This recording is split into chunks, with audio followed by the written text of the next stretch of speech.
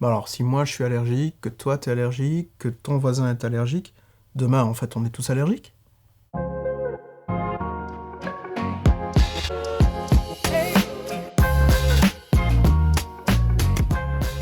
Je pense surtout qu'on est beaucoup plus regardant par rapport à ça. On n'est pas, comment je veux dire, comment est-ce qu'on appelle ça encore? Ça dépend des allergies, je te dirais. Genre le pollen, il y a plus de monde qui est allergique, je trouve. Je pense, oui, avec comment l'être humain évolue, on devient plus sensible avec tout ce qu'il y a, toutes les maladies qu'on attrape, etc. Je pense qu'on fait qu'on devient de plus en plus sensible. Je vais dire oui. Je vais dire oui. Oui, ça je crois qu'il y a de plus en plus de personnes qui sont allergiques. Oui, oui, oui. Depuis le Covid, il y a beaucoup ça. Bah, je veux dire les allergies par rapport à l'asthme, pollen, tous ces trucs.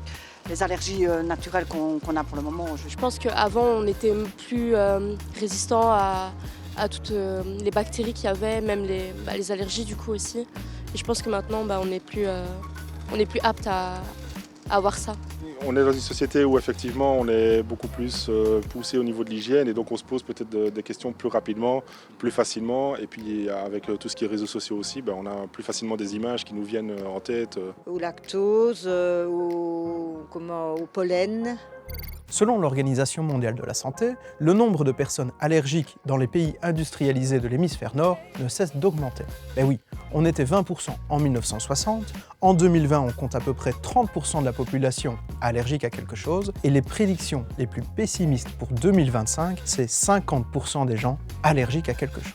Alors partout dans le monde, cette augmentation est observée, mais elle est la plus forte dans nos pays, et on peut l'expliquer avec 3 facteurs. Le premier, c'est l'urbanisation croissante de nos pays. Oui, on pense qu'on est plus facilement en contact avec des allergènes lorsqu'on vit en ville. Il y a plus de poussière, étrangement plus de pollen et beaucoup plus de poils d'animaux. Le deuxième facteur, c'est le changement climatique. Oui, encore lui.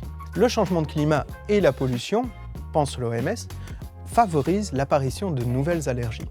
Ben oui, si tu es allergique à une bestiole qui est censée vivre dans un pays chaud et que la Belgique se réchauffe, la bestiole peut venir et être un allergène pour toi. Et le troisième facteur qui nous rend de plus en plus allergiques, c'est l'hygiène. On est de plus en plus propre, ce qui est plutôt une bonne nouvelle. Mais le revers de la médaille, c'est que notre système immunitaire peut s'affaiblir car il n'est plus régulièrement exposé aux microbes, aux bactéries et aux virus. En s'affaiblissant, il peut être plus sensible aux allergènes. Et puis les allergies et l'asthme, ce n'est pas tout à fait la même chose. L'asthme, c'est une maladie chronique des voies respiratoires qui se caractérise par une inflammation des bronches. Une allergie, par contre, peut toucher n'importe quelle partie du corps, en particulier la peau, ça vous gratouille et ça vous chatouille. Là où c'est un petit peu plus compliqué, c'est que l'asthme peut être déclenché par une série de facteurs, dont les allergènes.